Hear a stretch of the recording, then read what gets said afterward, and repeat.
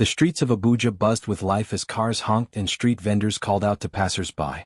In the midst of the chaos, Amaka stood in front of a tall glass building, her hands trembling slightly as she stared at the message on her phone. I want to see you tonight. Dinner at Hiltonville 8 p.m. Don't be late. The message was from Donald Agu, a wealthy businessman known for his no-nonsense attitude.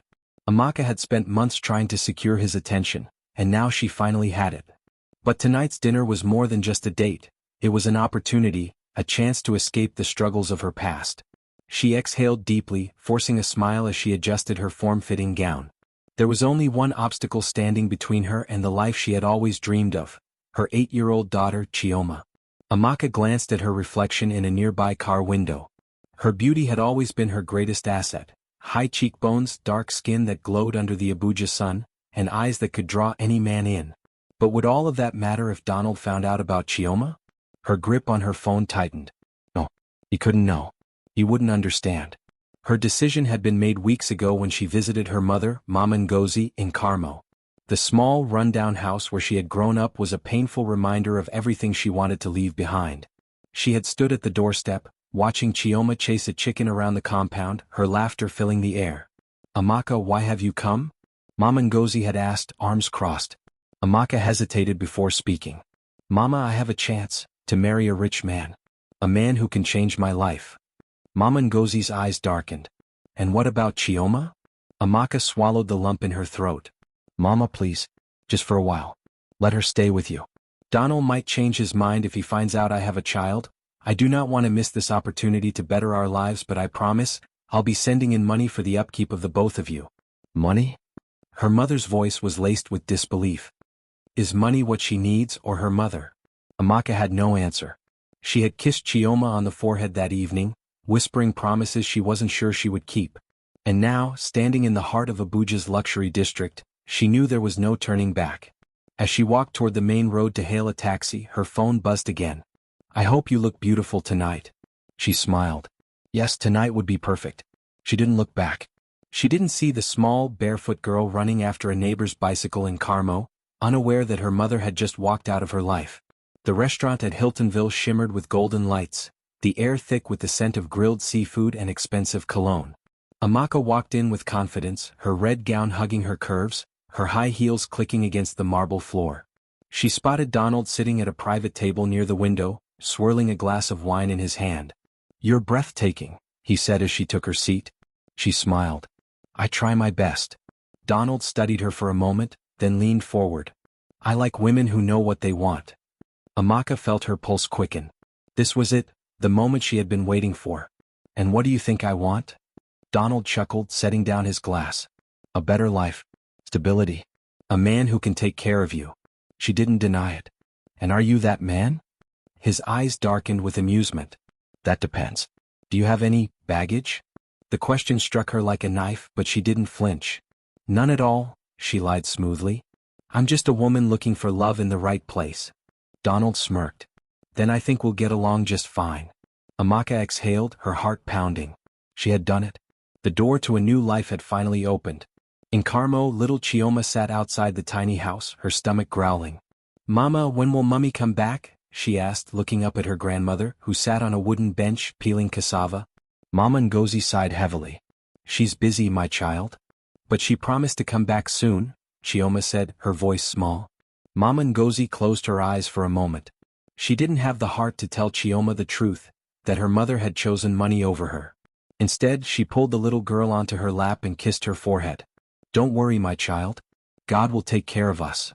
Chioma rested her head against her grandmother's chest, but deep down the questions remained. Why hadn't her mother called? Why hadn't she sent money like she promised? Why did it feel like she was never coming back? 2 months later, Amaka was a different woman. She had moved into a luxurious duplex in Maitama, showered with gifts and designer dresses by Donald. Every morning, she woke up to the sound of housekeepers preparing breakfast, her only job being to look beautiful and keep Donald happy. Yet, deep inside she felt a nagging emptiness. She had blocked her mother's calls, afraid of hearing Chioma's voice. She convinced herself that it was for the best. But late at night, when the lights were off and the house was quiet, she wondered, did her daughter still remember her? Back in Carmo, life was getting worse. Chioma had developed a fever, her small body burning with heat. Mama Ngozi tried home remedies but the sickness wouldn't go away. With no money for the hospital, she carried the girl on her back and walked miles to a free clinic. Hours later, after seeing a doctor, she sat outside the clinic, staring at the prescription. She needed money. She needed Amaka. She tried calling one more time. The number didn't go through. Tears burned in Mama Ngozi's eyes. God help us.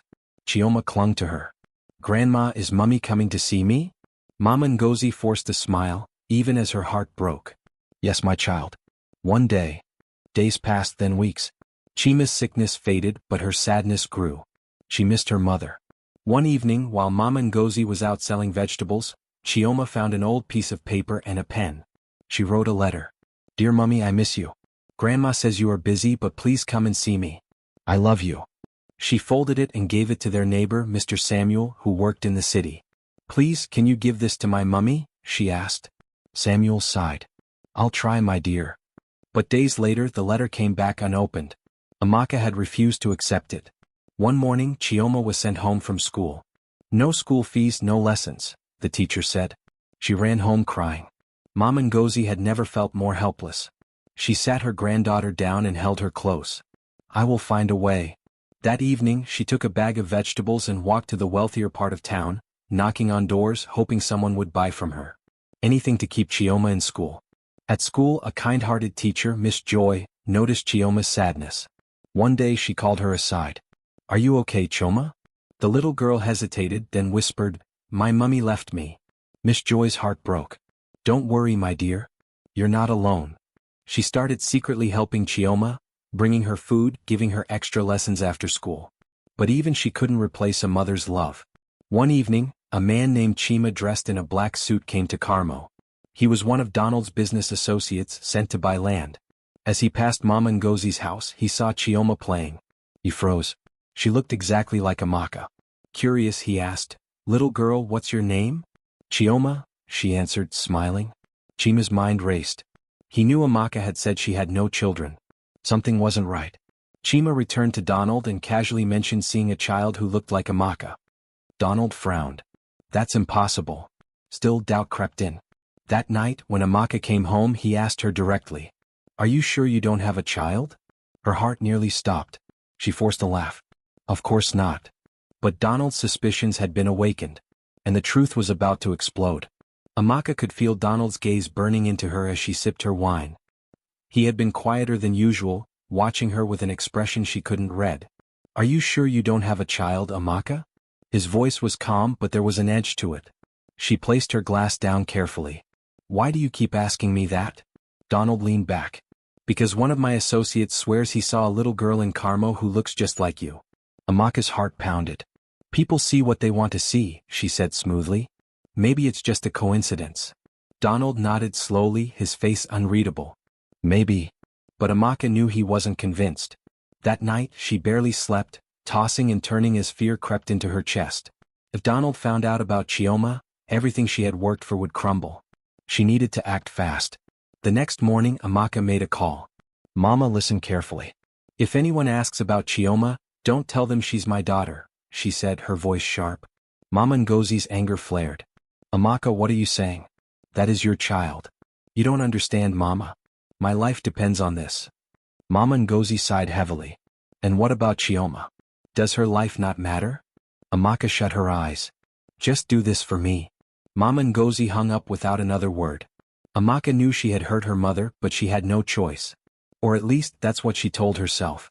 Donald wasn't a fool. He had built his empire by knowing when people were lying. And right now he knew Amaka was hiding something. He decided to investigate on his own. The next day he begged Chima to take him to Carmo. He wanted to see the child with his own eyes. When he arrived, he spotted an elderly woman selling vegetables. She looked up and gasped slightly when she saw him. Good afternoon, sir, she greeted. Donald nodded. I'm looking for a little girl named Chioma. Please, Mama, have you seen her around here? Chima asked. Mama Ngozi's grip on her basket tightened. Why do you ask? I'm just curious to know more about her. Mama Ngozi's mind raced. She had promised Amaka she wouldn't tell the truth. But looking at the rich men before her, she wondered who they were. After a long pause, she said, She's my granddaughter. Her mother is dead. Donald's eyes flickered with something. Sadness? Regret? He nodded slowly. I see. Thank you for your time. As they walked back to the car, Donald felt an uneasy feeling in his chest. Something still didn't add up. That evening, Chioma overheard Mama Ngozi's conversation with a neighbor. Her mother abandoned her for a rich man, the neighbor whispered. Chioma's eyes widened. Her mother had left her, for money? Tears stung her eyes. She couldn't believe it. That night, while Mama Ngozi slept, Chioma packed a small bag. She didn't know where she was going. All she knew was that she had to find her mother. Chioma wandered the streets of Abuja, cold and hungry. The city was nothing like Carmo. Cars rushed past without stopping, and no one paid attention to a small girl walking alone. She tried asking for help, but people ignored her. Eventually, she curled up in front of a shop and cried herself to sleep. The next morning, a police officer found her. Where is your mother? He asked gently. Chioma sniffled. I don't know. The officer sighed. Come with me, little one. And just like that, her fate changed again. At the police station, a journalist named Kelechi was waiting for an interview when he noticed the little girl. Something about her eyes struck him. He walked over. What's your name? Chioma, she said in a small voice. And your parents? Chioma hesitated, then whispered, My mum left me. Kelechi felt a pang in his chest. He had covered many heartbreaking stories, but this one felt different. Would you like to tell me your story? Chioma wiped her tears and nodded. Kelechi's instincts told him there was more to Chioma's story. He started digging. A few calls led him to Carmo, where he met Mama Ngozi. At first, she was reluctant to talk. But when she saw the concern in Kelechi's eyes, she broke down and told him everything. My daughter abandoned her child for a rich man, she whispered. Kelechi's mind raced.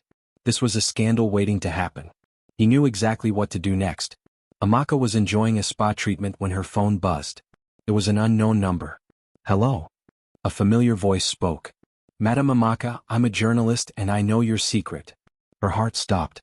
Kelechi continued, I know about Chioma. And soon the world will too. Amaka gripped the phone tightly. You wouldn't dare. Kelechi's voice was calm. You have 24 hours to tell your husband the truth before I do. Panic set in. Her perfect life was about to fall apart. The next day, Amaka woke up to a nightmare. Her face was all over the news. Wealthy socialite exposed. The woman who abandoned her child. Social media was on fire. People were calling her heartless, selfish, unworthy of love. Donald was furious. You lied to me. Amaka tried to explain, but he wouldn't listen. Pack your things and get out, he said coldly. Amake's dream life was finally over. Amaka was thrown out of Donald's mansion with nothing but her handbag. She had no home, no money, no reputation. She called Mama Ngozi, but her mother refused to pick up.